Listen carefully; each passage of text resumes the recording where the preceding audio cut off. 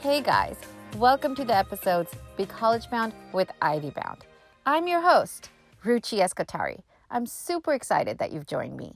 Today, I'm going to unfold the biggest college admissions scandal of all times, Operation Varsity Blues, and how it affects your college admissions and 5 ways to ethically approach college admissions. I'll be revealing the bribery, the cheating, and money laundering, all that and some more in a few.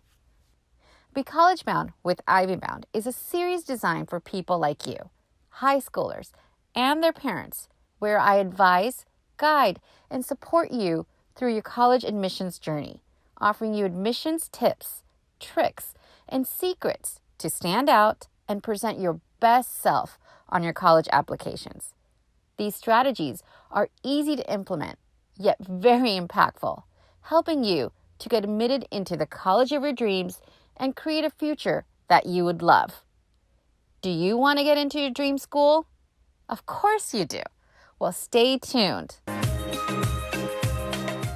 As you may know, last year, the world was exposed to the largest college admission scandal in the history of higher education, Operation Varsity Blues. We'll go into the details of the scandal and its implications. In layman's terms, how does admissions scandal affect you and me and our college admissions process? And what can we do now to ethically approach college admissions so we don't get ourselves into trouble? You don't want that, do you? Of course not.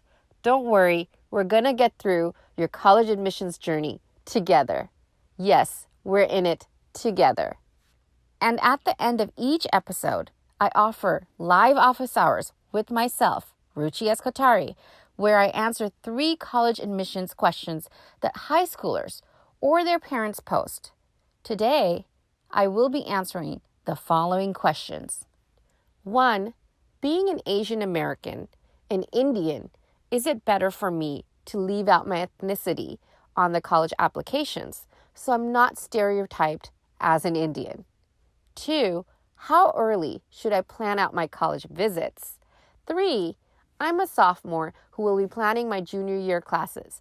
Do you have any recommendations on how to plan out my academic classes? So if you have any college admissions questions, please leave it in the comment box so I can answer it next time. I'm so thrilled to help you in any which way I can. Just so you know, each week, I release an episode as a podcast, and a few days later, the same episode as a YouTube video. So I encourage you to go check it out if you need a visual example of the topic being discussed. You can find my YouTube channel by searching up Ivy Bound Consulting. That's 2 words in YouTube, Ivy Bound Consulting. Feel free to check out all of my podcasting videos. And please don't forget to subscribe to the Be College Bound with Ivy Bound podcast and YouTube series and leave me a review in the comments. Thanks so much. A quick subscriber shout out to Minjun from Boston, Massachusetts. Minjun, I hope I'm saying your name right. Minjun says, "Thank you, Ruchi, for breaking down not only the early admit rates of the top colleges, but actually explaining to me the process of how admissions works. I was totally blown away, especially to learn about the tags and hooks. I learned that being Korean American, I'm an overrepresented minority, and my applications may be looked at differently. I can't wait for the next episodes." Aw, thank you so much. I'm so glad you found my previous episode informative and resourceful, Minjun. Being an overrepresented minority doesn't mean you can't get into your dream college. Keep tuning in for more admissions tips, tricks, and secrets so that you can make your admission strategy and application so strong that you are admitted. If you have something to say, I'd love to hear from you.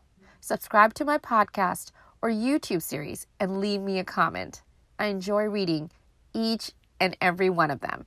Today's episode is sponsored by the Be College Bound by Ivy Bound series, where I guide, advise, and support you along your high school to college journey.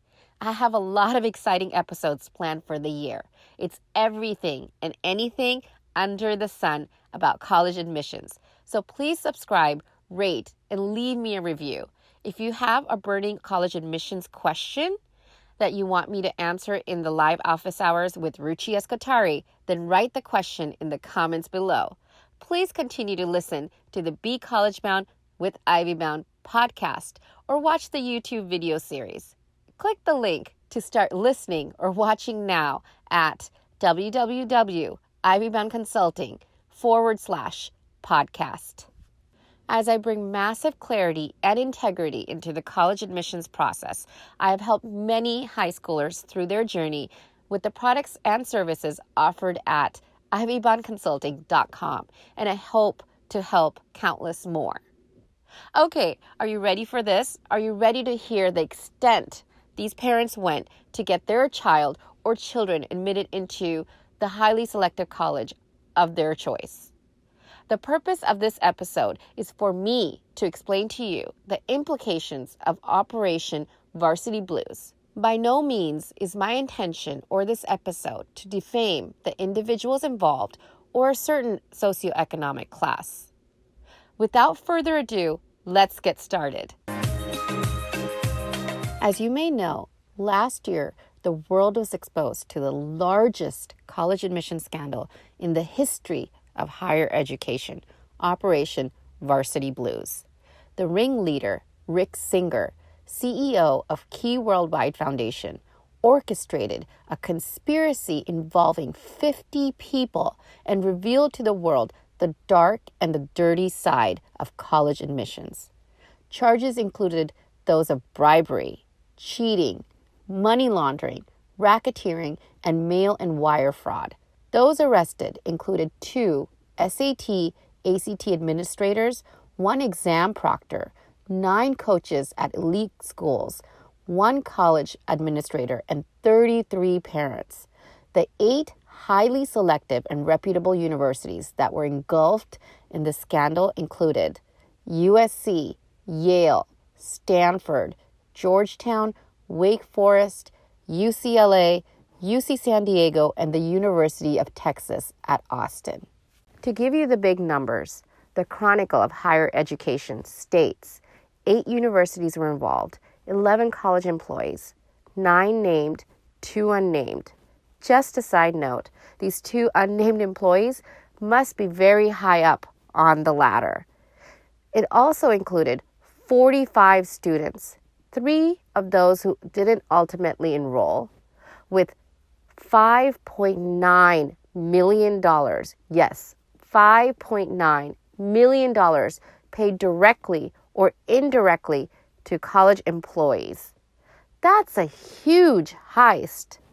If you would like a visual representation of the data I just stated and enjoy following along, download the transcript from my show notes for this episode at www.ivyboundconsulting.com/003. No need to frantically take notes. I've got you covered. Can you imagine the amount of coordination this might have taken? And these 8 colleges, these are the colleges that you and I aspire to attend or hope that our children will attend. I guess that was the point, to pay off individuals, employees, and coaches to get admitted into these elite colleges.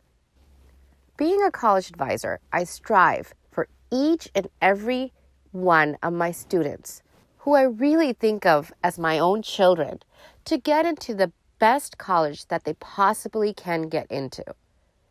Their best college in terms of their academic and personal fit.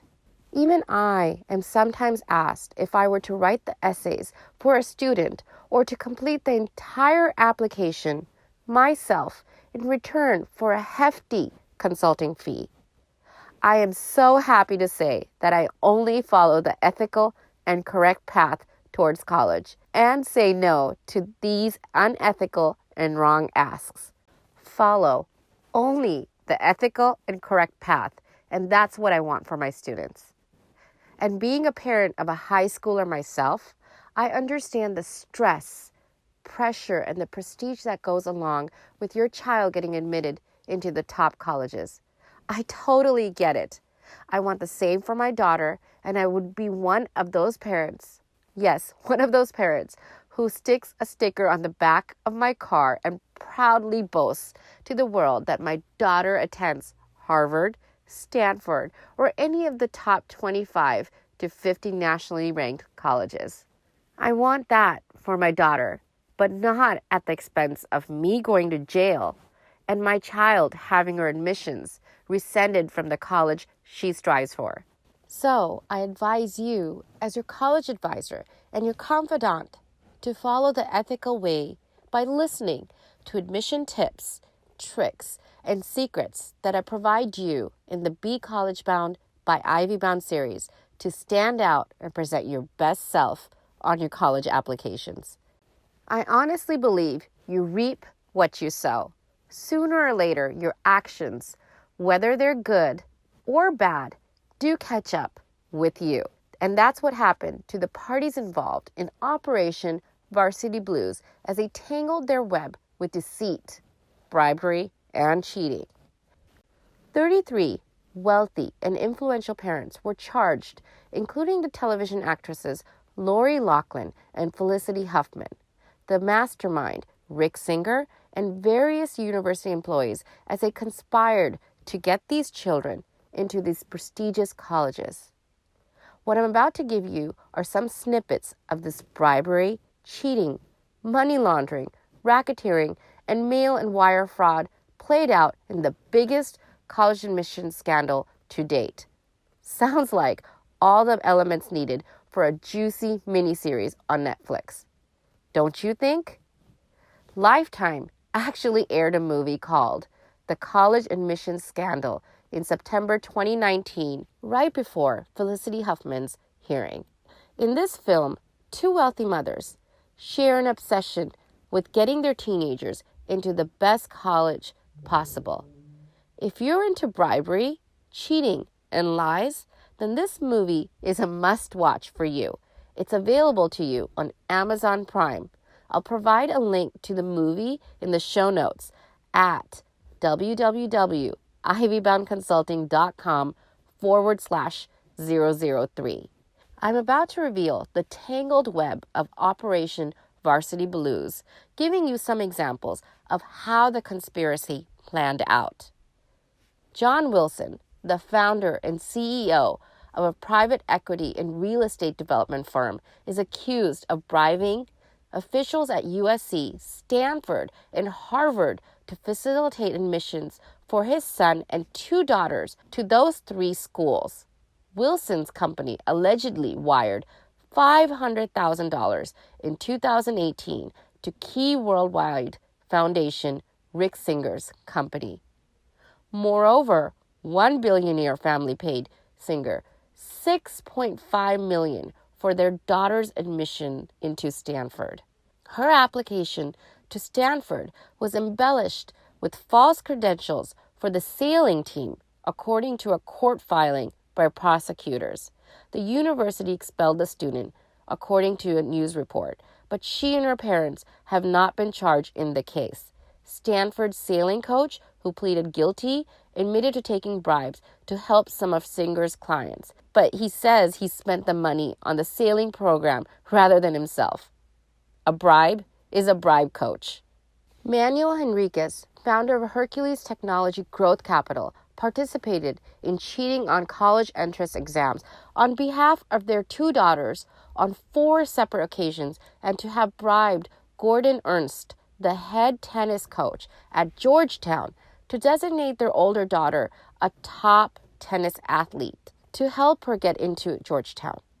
On May 4th, 2016, the Henriquez Family Trust allegedly made a $400,000 contribution to Key Worldwide Foundation. Moving on to Bruce Isaacson, president of a real estate development firm. Isaacson and his wife are accused of participating in both the college entrance cheating scheme and the college recruitment scheme for their older daughter as a soccer player at UCLA. The ACCUSATIONS paid Key Worldwide Foundation in 2016 by transferring 2,150 shares of the Facebook stock having an approximate value of over $251,000 and then transferring almost $250,000 worth of stock shares again in 2018 on behalf of an admissions scheme to benefit their younger daughter. Last week's article in the Higher Ed even released the first case in the scandal in which graduation from a college, not admission, was the desired end. Karen Littlefair pleaded guilty in federal court in Boston to one count of conspiracy to commit wire fraud for paying a man to take online courses for her son to graduate on time from Georgetown University. The man completed 4 courses and Littlefair's son graduated from Georgetown. Wow! These are just examples of a few incidences of how bribery, cheating, and lies played out in the biggest and dirtiest college admission scandal to date. For a complete list of the wealthy parents, coaches, and other individuals involved, read up on cbsnews.com. It has a comprehensive list of those accused and charged, and whether or not the defendants pleaded guilty or not. It's a fascinating read. You may find a link to this article in this episode's show notes at ivyboundconsulting.com/003. As you can see, this was a pre-planned, well-orchestrated scheme that spanned several countries and engulfed many individuals, even school officials like coaches from the 8 top colleges I mentioned above, which are USC, Yale, Stanford, Georgetown, Wake Forest, UCLA, UC San Diego, and the University of Texas at Austin. An article in the New Yorker states, the elite colleges involved have portrayed themselves as helpless victims. In reality, they created the conditions for Singer's scheme, from the lower admission standards for athletes to the ever-increasing selectivity that ratchets up parents' desperation. They tacitly sold admission slots for decades to major donors, yet professed shock that their coaches would as well. Just last week, an article in the Los Angeles Times stated, UCLA's own internal documents reveal that for many years, its athletic department has facilitated the admission of unqualified applicants, students who do not meet UCLA's rigorous academic or athletic standards, through the student-athlete admissions process in exchange for huge donations by the students' wealthy parents. The brief continued on to state that UCLA is not a victim of the fraud scheme. These colleges claiming to be victims is a ploy for them to wipe their hands clean of the admission scandal, even though the filth cannot be washed off, even with numerous washings. It's not like backdoors didn't exist in college admissions, and it still does today, especially for families who make a sizable donation to the college itself, almost guaranteeing a seat or admissions for their child or children. These cases are openly known as development cases and are tagged and separated from the rest of the pool of thousands of applications. What makes you wonder is why didn't these wealthy individuals pay the college directly and avoid committing a crime? Possibly, they didn't have the millions of dollars required to be considered a development case. Or maybe they thought they could get away with it, with paying Rick Singer pocket change of hundreds of thousands of dollars and come out with a bargain in exchange for their children getting admitted into their desired college.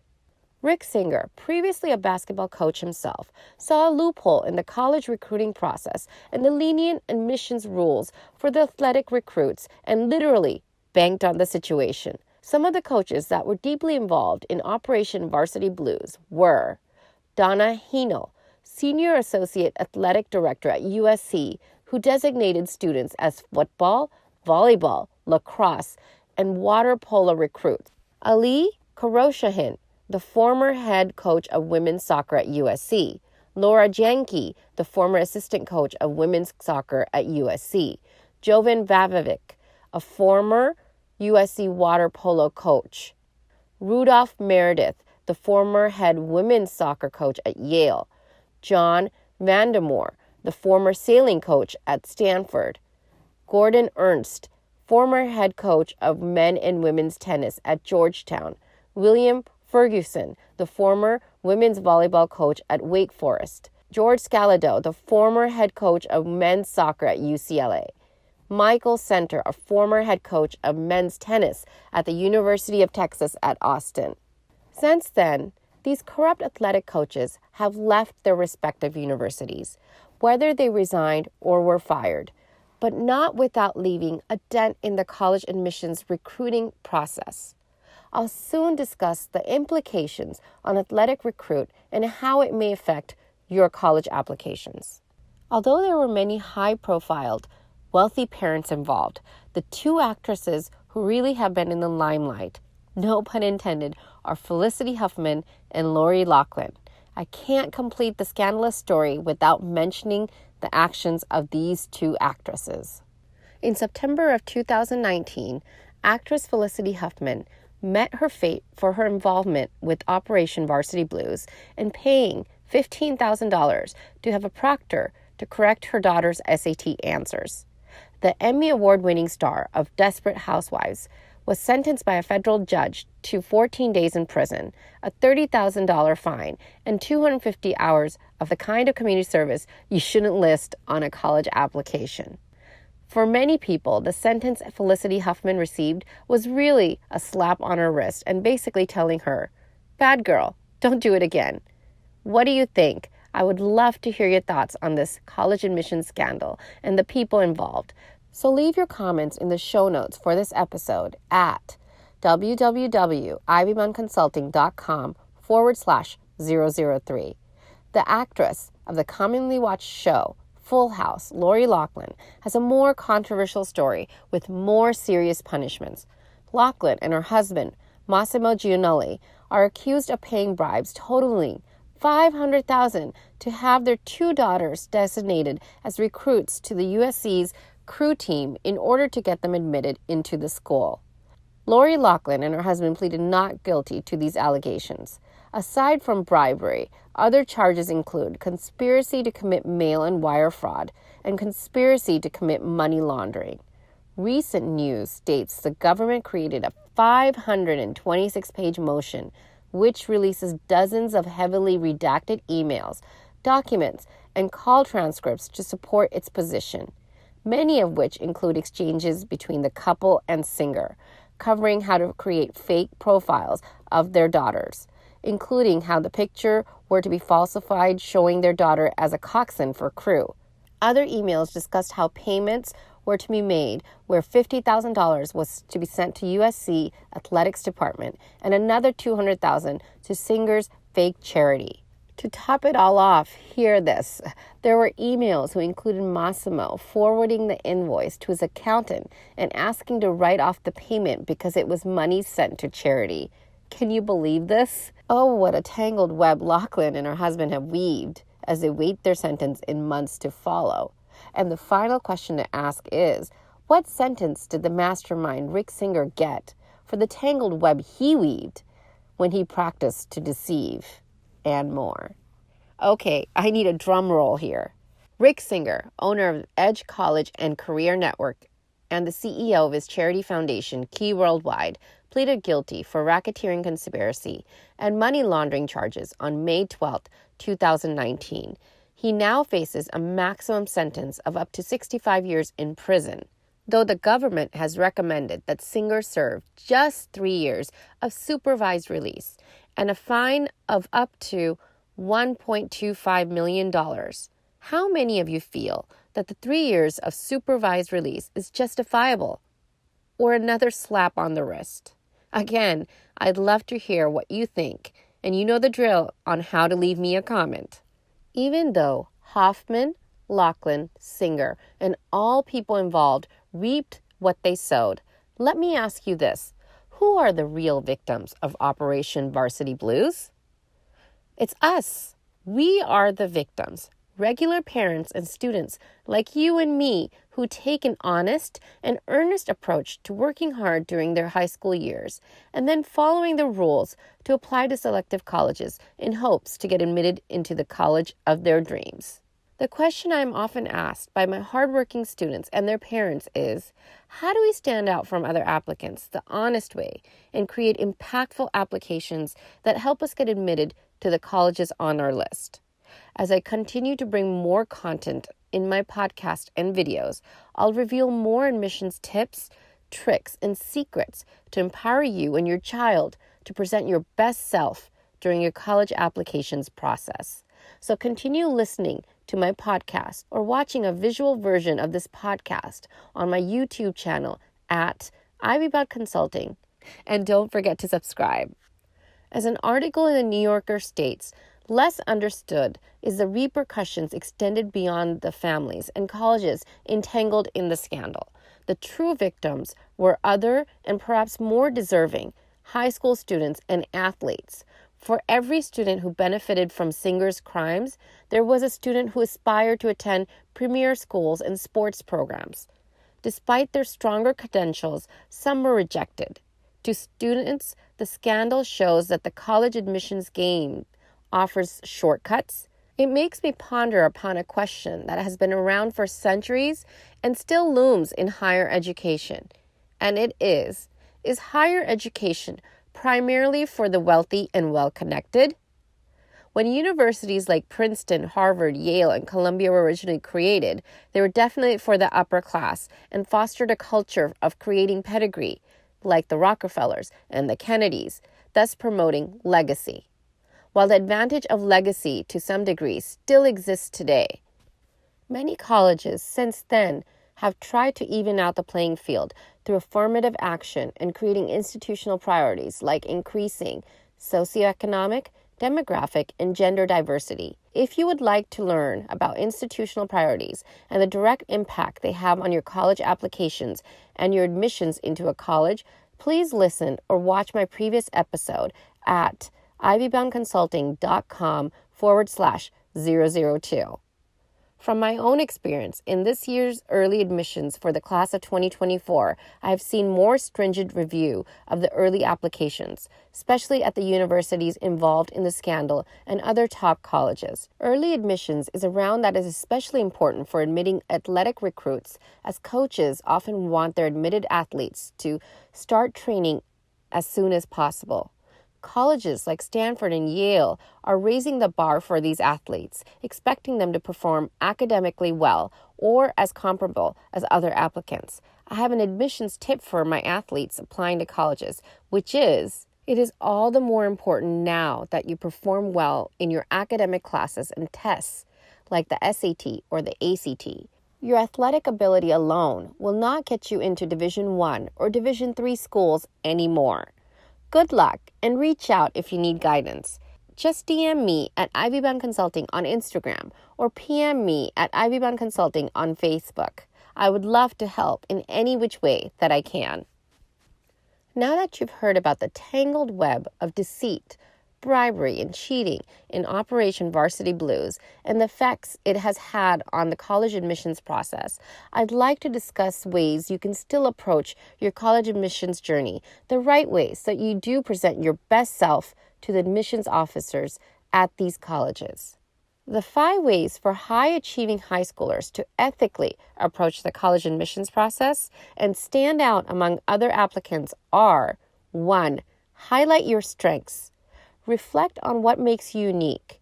What are your talents and what are your areas of expertise? Make sure to highlight and showcase these strengths in every aspect of your high school career, like your choice of academic classes, extracurricular activities, your applications, and your essays. We'll continue the conversation about making all components of your application impeccable as the year progresses. Stay tuned. I'll be covering exciting things ahead. Moving on to point 2, create a well-balanced college list and a plan when to apply. An often overlooked step or a college list that is created haphazardly with top-heavy colleges, only choosing the top 10 colleges by many. may result in more denials than admissions. The key to admissions is understanding the early, regular, and total admission rates of the colleges of your choice, and then creating a balanced list of reach, target, and safety schools, and of course, leveraging the various early and regular rounds of colleges. That's a strategy that may give you the maximum results. Number 3 is create powerful narratives of yourself. Your personal statement and supplemental essays are crucial components of your applications, revealing to the admissions officers who you are, what your areas of interest are, and how you will interact in their college community. Get personal and reveal yourself in these essays and emotionally engage the admissions officers so that they may go to bat for you during your application review time. On to number 4. Choose recommenders who are your best advocates. Be selective in choosing your recommenders. Don't just choose those teachers whose class you got an A in, but choose those advocates who have seen you overcome a struggle, like in an exam, or have seen you in multiple lights. For example, this teacher recommender may have you in her chemistry class and also be your soccer coach. Hence, she knows you inside and outside the classroom. Last but not least, number 5. Don't try to hide or falsify information. This one's really important, so listen up. Just like the case in Operation Varsity Blues, the truth always comes out. Many students, in fear of being stereotyped into a certain bucket, falsify or hide their race or ethnicity. Little do they realize that these admissions officers have read thousands of applications and will continue to do so in the future.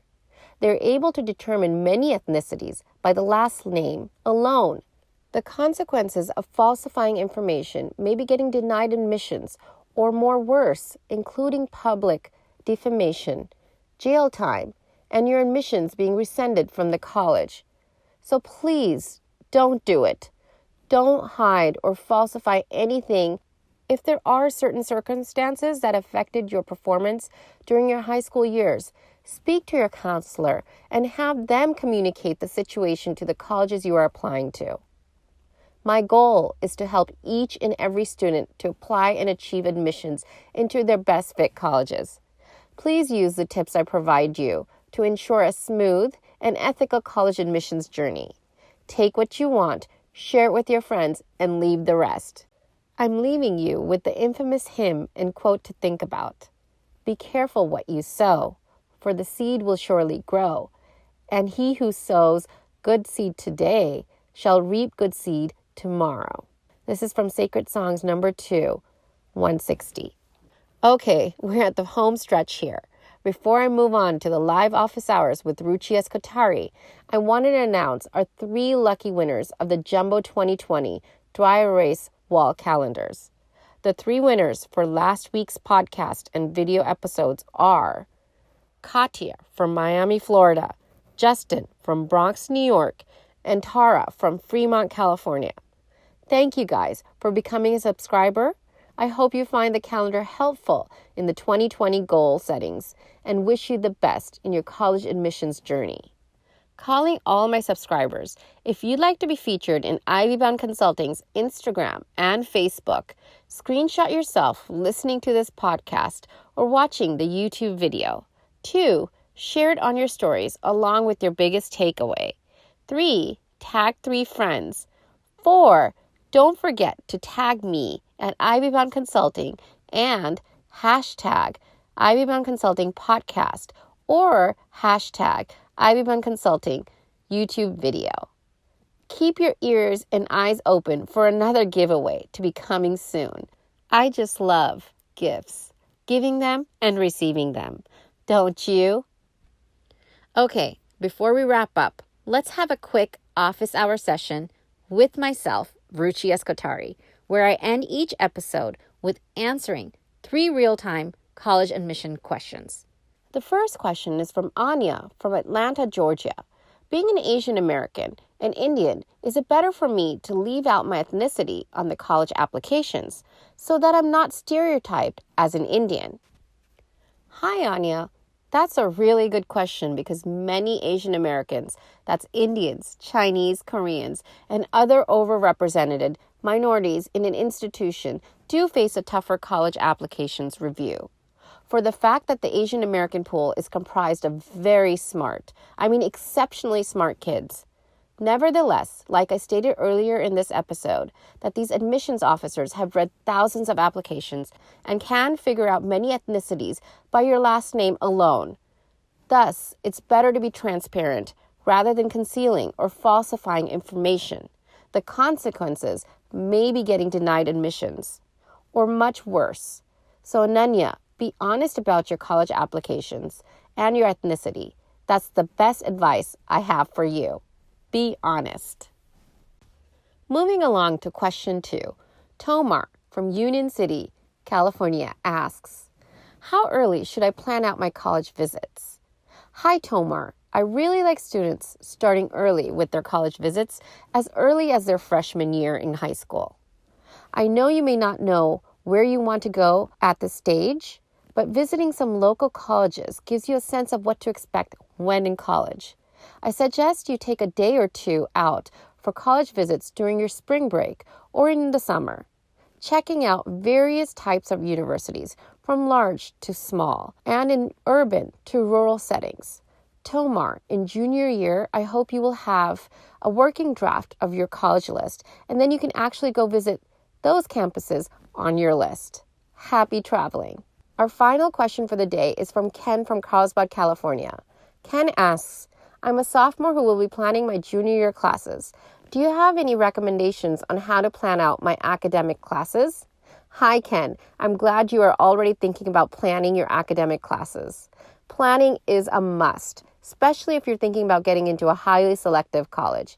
In fact, I think this topic is so important that my next episode is just about this. How to choose your academic courses so that you have a competitive advantage in your applications.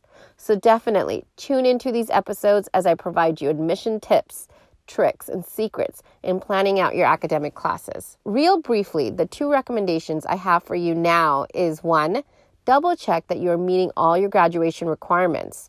Sometimes in the swing of things and trying to sign up for the most advanced classes, we forget a semester requirement we might need to take to graduate. So double check your school graduation requirements. 2, I would recommend you choose those electives that support the major you may be thinking about when applying to college. If you're undecided, no worries. Then choose those classes that you are passionate about. More on this topic on how to choose your academic courses in our next episode. So stay tuned. Okay, folks, that's all the time that we have for today. I'm thrilled that you tuned in to listen to the Be College Bound with Ivy Bound podcast or watch the YouTube video series. I have a lot of exciting episodes planned for the year. It's everything and anything under the sun about college admissions, so please subscribe and leave me a review. If you have a burning college admissions question that you want me to answer in the live office hours with Ruchi Escotari, then write the question in the comments below. Don't forget to join me for the next episode where I discuss how to best select your high school academic courses so that you portray yourself as a competitive candidate for admissions into the school of your choice. I'm going to leave you with a funny question to answer today. Let's say you had all the money like these wealthy parents involved in Operation Varsity Blues. If you didn't get caught, would you resort to similar measures to get yourself or your child admitted into their dream college? Comment yes, no, or maybe in the comment box on ivyboundconsulting.com/003. These answers are for entertainment purposes only. No names will be revealed. If you're wondering what I would say, I'll give you my answer as a parent. No, that's not my cup of tea, even if I didn't get caught. Okay, I hope you enjoyed this episode and thanks so much for tuning in. I can't wait to see you next time.